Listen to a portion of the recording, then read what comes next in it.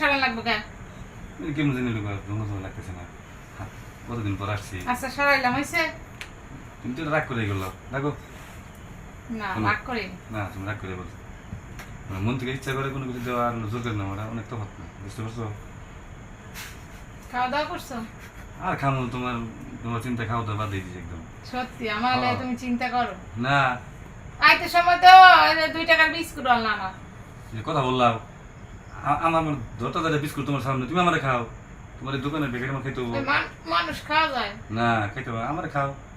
তুমি আসলে আমারে কিছু মনে করো না, মনে করলে তো অন্তত 10 টাকা দামে এক প্যাকেট চিপস তো আনতাম। শোনো, তুমি এটা কথা বললাম, তোমার জন্য এত কষ্ট করে আমি আসছি, রেগে হয় আমার দেখা লেগে গেছে না, এত দূর থেকে এত কষ্ট করে আমার দেখা লেগে গেছে।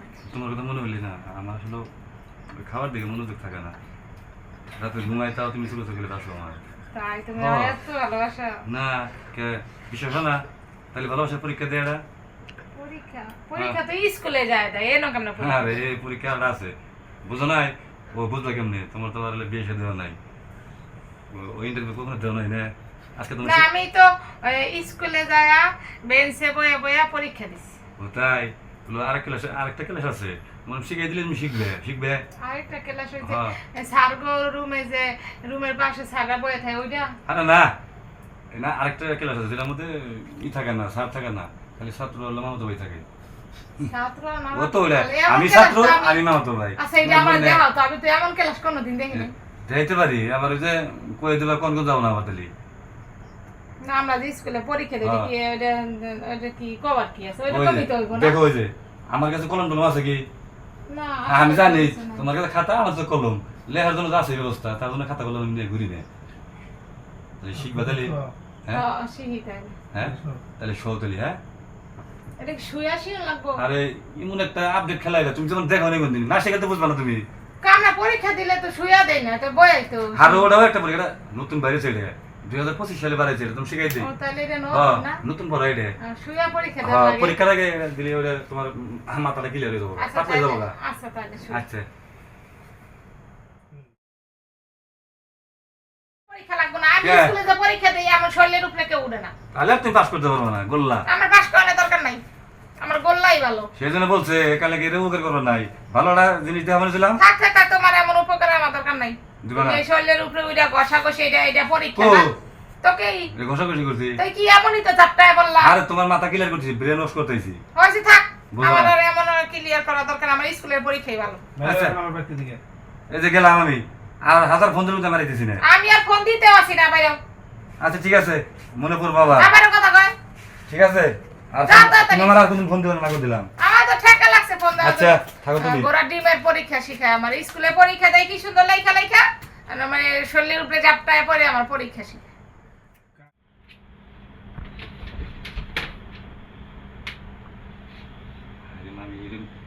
এত সুন্দর জমিনে মামি ঘুমাইতেছে, তারপরে আমি কই গেছিলাম মামা তো বলে স্যাংশন করে।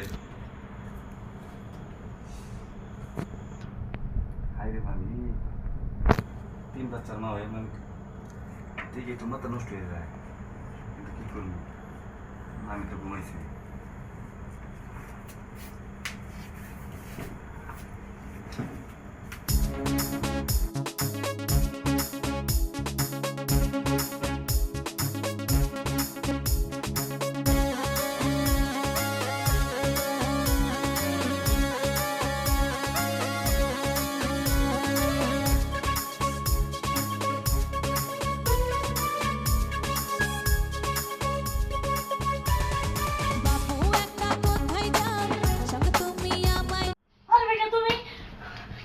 মামি আমি তুমি কি করতেছো? আর তুমি জানো না আমার এত বড় সমস্যাটা কেমনে করলা? আমি তো ভাবতেছিলাম তোমার মামা আইছে মনে হয়। আসছিলাম মামার কাছে একটা দরকারে, কিন্তু হঠাৎ করে তাকে দেখি মামি এত সুন্দর জমিন দেখে মনে হলো চাষ করি, মামি নিজেটা সামলাতে পারলাম না। চুপ করো বেয়াদব কোথাকার, তোমার লজ্জা লাগতেছে না এই কথা বলতে? হ্যাঁ, মামি শব্দের মানে কি তুমি জানো? মামি মানে মায়ের সমতুল্য। আর তুমি কি তোমার নিজের মায়ের সাথে এই কাজটা করতে পারছো কখনো? তোমার কি একটু বিবেকে বাঁধলো না? এই কাজটা তুমি আমার সাথে কিভাবে করলা? আমি তো আজকের পর থেকে লজ্জা তোমার সামনে দিতে পারবো না, আর নিজের প্রতি নিজের ঘৃণা লাগতেছে। যদি ঘুমে না থাকতাম তাহলে আজকে আমার এত বড় সর্বনষ্ট হইতো না। যাও এখন বেরিয়ে যাও। মামি আসলে আমি বুঝতে পারিনি মামি। ঠিক আছে রে মামি, আসলে মা তুললো, একটা ভুল হয়ে গেছে। আমি আপনি আমার ক্ষমা করে দেন। আচ্ছা ঠিক আছে, ক্ষমা হচ্ছে মহৎ গুণ। আর যেহেতু নিজের ভুলটা নিজে বুঝতে পারছো, এবারের মতো ক্ষমা করে দিলাম। পরবর্তীতে যেন এরকম ভুল আর কোনোদিন না করো। যাও ঠিক আছে এখন মামি। তাহলে চলে যাও। ঠিক আছে মামি, আমি তাহলে আসি।